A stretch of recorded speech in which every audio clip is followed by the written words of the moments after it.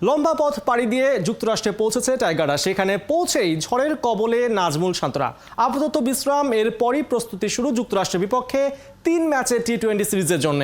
হুইস্টনে পৌঁছার পর দলের সব ক্রিকেটার সুস্থ আছেন। নাহিয়ান বিন জসিমের রিপোর্ট।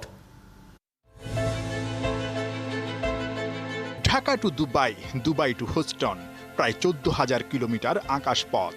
উপর থেকে পাখির চোখে শহরটা দেখা পুরো দলের, যেখানে এখন পর্যন্ত কোনো ক্রিকেট ম্যাচই খেলেনি টাইগাররা। শান্তদের বিশ্বকাপ মিশন ডালাস থেকে শুরু হলেও মূল প্রস্তুতিটা হবে টেক্সাসের শহর হুস্টনে।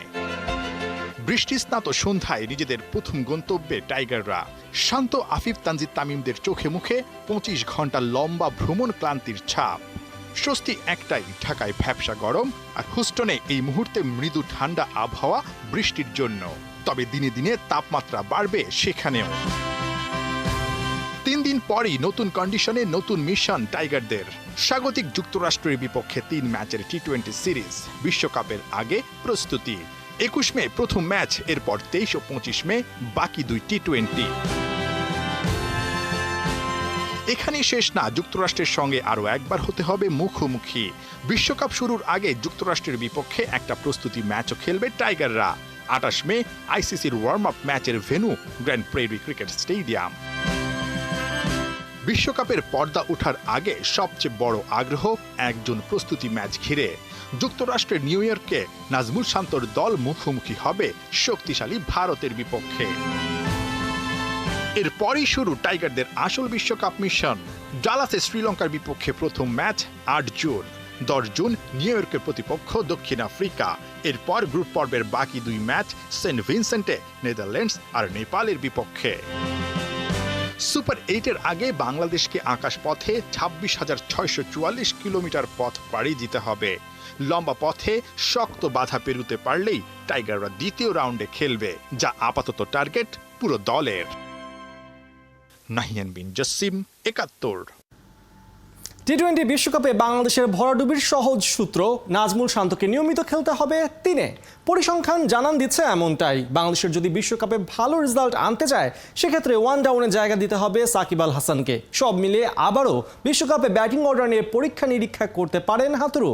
তবে এবার বিলাসিতা নয়, নিরেট বাস্তবতা। বিস্তারিত মাহাদি হাসানের রিপোর্টে।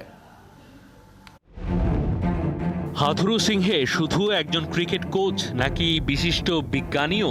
গেল 50 ওভারে বিশ্বকাপে যে মাত্রায় পরীক্ষা নিরীক্ষা চালিয়েছেন, তাতে উঠেছিল তির্যক রসিকতাপূর্ণ আওয়াজ।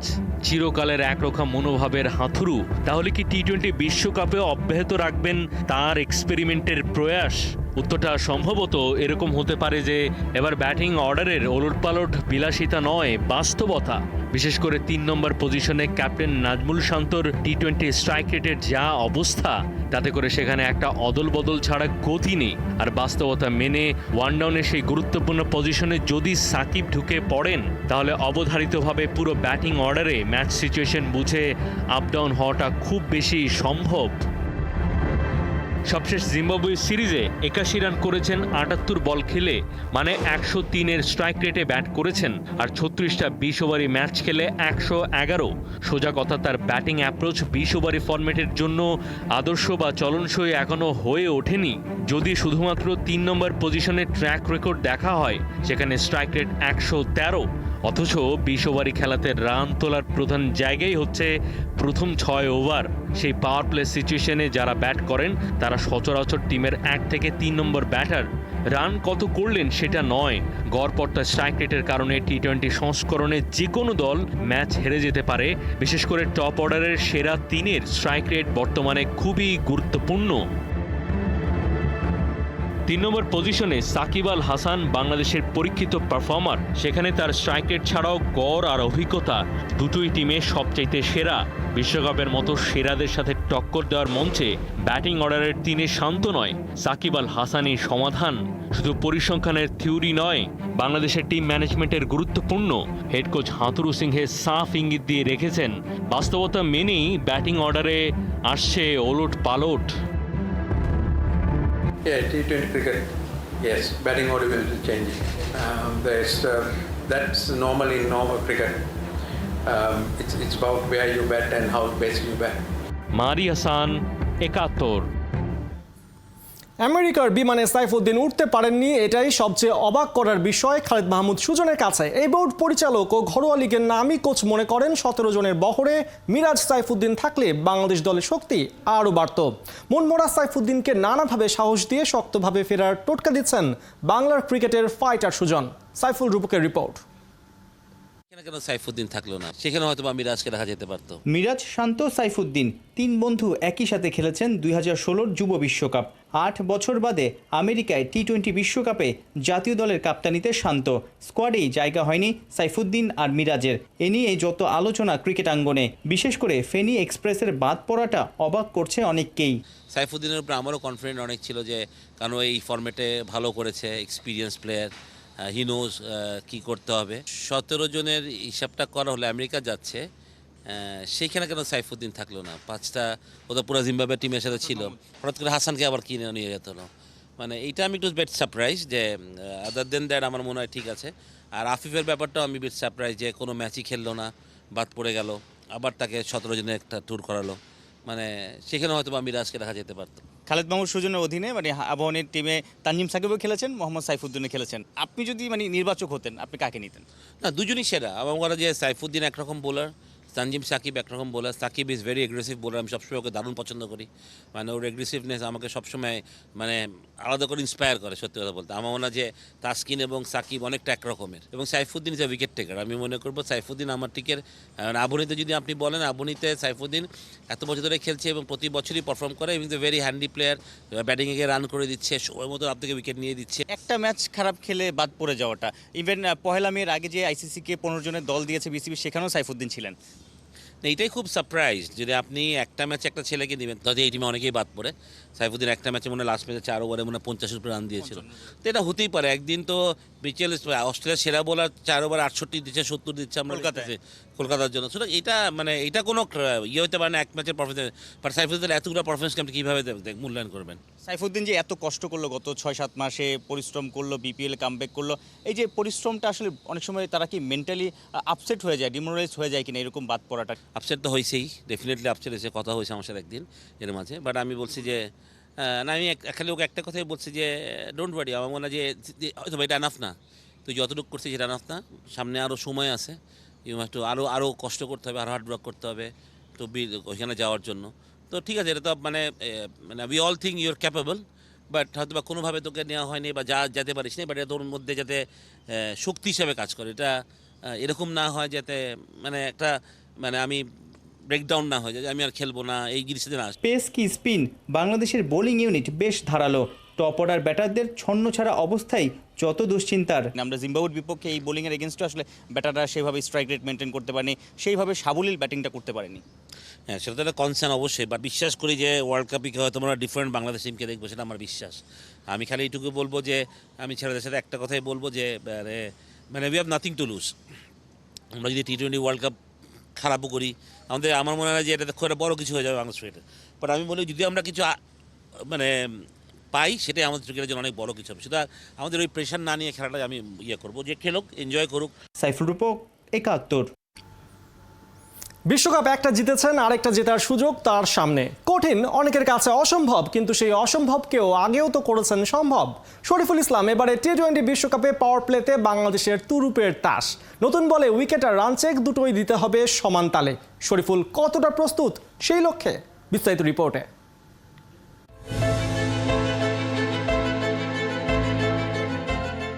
4 বছর 3 মাস 8 দিন পেছনের সেই মুহূর্তটা ছিল বড্ড রঙিন। ক্রিকেট ইতিহাসে প্রথমবারের মতো বিশ্বজয়ের স্বাদ পেয়েছিল বাংলাদেশ। ছুটে চলা 11 ইয়াং টাইগারের মাঝে একজন নজর কেড়েছিলেন বেশ। সেই উড়ন্ত আগ্রাসনে মত্ত বাঘটি ছিলেন শরীফুল ইসলাম। সময়ের পালা বদলে সেই শরীফুলের সামনে এবার নতুন চ্যালেঞ্জ। ফরম্যাট বদলেছে যুদ্ধের মঞ্চ, কিন্তু ওর লক্ষ্যটা রয়ে গেছে আগেরই মতো, বিশ্বজয়। আমেরিকায় 4 যুব বিশ্বজয়ের মাঝে তাই স্পটলাইটে শরীফুল ইসলাম। যদিও এটাই টাইগার পেসারের প্রথম অ্যাসাইনমেন্ট নয়। সবশেষ 2022 অস্ট্রেলিয়া টি-20 বিশ্বকাপেও মাঠে ছিলেন এই ইয়াং টাইগার। খেলেছিলেন একটা ম্যাচ, তবে অ্যাডিলেডে ভারতের বিপক্ষে সেই নার্ভ ক্রাঞ্চিং দিনে উইকেট কিংবা রান চেক কোনোটাই দিতে পারেননি। কিন্তু তাতে কি, ঘুরে দাঁড়াতেও শরীফুল সময় নেননি। 2023 থেকে এখন পর্যন্ত 10টা টি-20তে উইকেট নিয়েছেন 11টা, ইকোনমি নামিয়ে এনেছেন 8-এরও নিচে। সবশেষ বিপিএলে শরীফুল এক কথায় ফাটিয়ে দিয়েছেন। ঢাকার হয়ে 12 ম্যাচে 22 উইকেট, হায়েস্ট উইকেট টেকার হয়ে শরীফুল সবাইকে ছাপিয়ে গেছেন। জাতীয় দলে শরীফুলের কাজ বেশ স্পেসিফিক, নতুন বল নাও, উইকেট আর রান চেক দাও।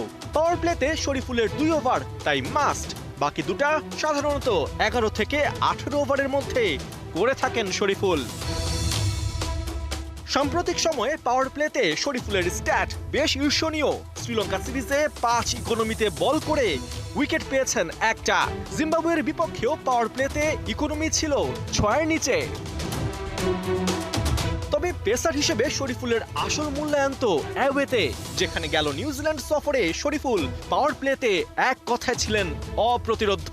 6 ইকোনমিতে বল করে উইকেট তুলে নিয়েছিলেন 4টা।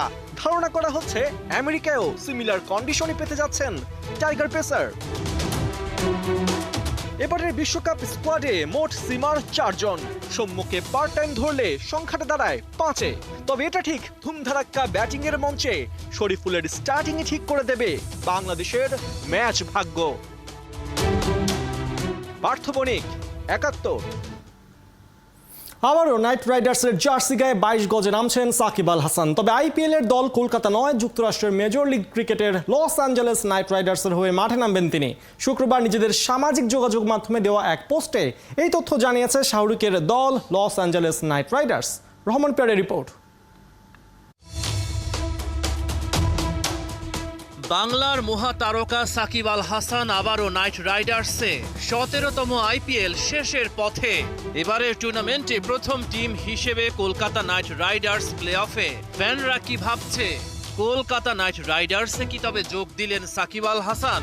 আসলে এমন নয় ঘটনা। আইপিএল এর দল কলকাতা নাইট রাইডার্সে নয়, এবার সাকিব নাইট রাইডার্সের মেজর লিগ ক্রিকেটের দল লস অ্যাঞ্জেলেস নাইট রাইডার্স ফ্র্যাঞ্চাইজিতে যোগ দিচ্ছেন। বিশ্বকাপের পর 4 জুলাই থেকে শুরু হবে মেজর লিগ ক্রিকেটের দ্বিতীয় মৌসুম। প্রথম মৌসুমে লস অ্যাঞ্জেলেস ছিল পয়েন্ট তালিকায় 6 নম্বরে, সবার নিচে। এবার সরাসরি সাইনিংয়ে সাকিবকে দলে ফিরিয়েছে দলটি।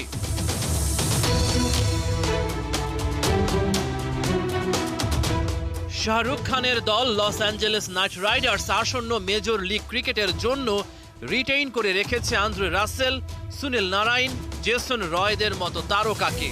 এই ক্রিকেটারদের সঙ্গে মেজর লিগ ক্রিকেটের দ্বিতীয় মৌসুমে খেলতে দেখা যাবে বাংলাদেশের তারকা সাকিব আল হাসানকে।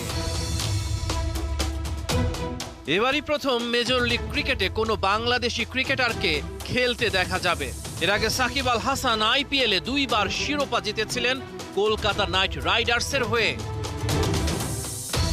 2011 সালে আইপিএলে শাহরুখের দলের হয়ে অভিষেক হয়েছিল তার। সাকিব আইপিএলে খেলেছেন মোট 71টি ম্যাচ, ব্যাট হাতে করেছেন 793 রান, বল হাতে নিয়েছেন 63টি উইকেট। এবার দেখার নাইট রাইডার্সের অন্য ফ্র্যাঞ্চাইজি ক্রিকেট লিগে সাকিব কেমন পারফর্ম করেন। পুরনো সতীর্থ রাসেল, নারাইন দুইজনকেই সতীর্থ হিসেবে পাচ্ছেন সাকিব। গত মৌসুমে দলটির অধিনায়ক ছিলেন নারাইন। জুনে আমেরিকা ও যুক্তরাষ্ট্রের মাটিতে বসছে টি-20 বিশ্বকাপের আসর।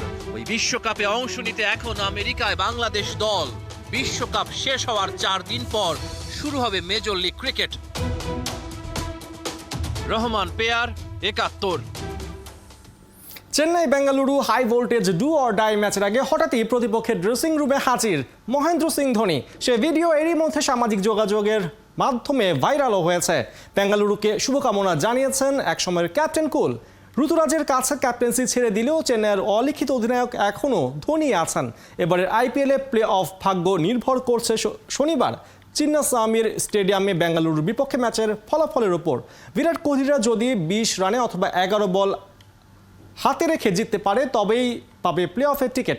ধোনি মোস্তাফিজের দলের কাজটা অবশ্য সহজ, হেরে গেলেও তাদের বিপক্ষে বেঙ্গালুরু যদি নির্ধারিত ব্যবধানে জিততে না পারে তবে প্লে অফে যাবে ধোনিরাই। বৃহস্পতিবার রাজস্থান রয়্যালস ও কলকাতা নাইট রাইডার্সের পর তৃতীয় দল হিসেবে শেষ চারে নিজেদের স্পট নিশ্চিত করেছে সানরাইজার্স হায়দ্রাবাদ।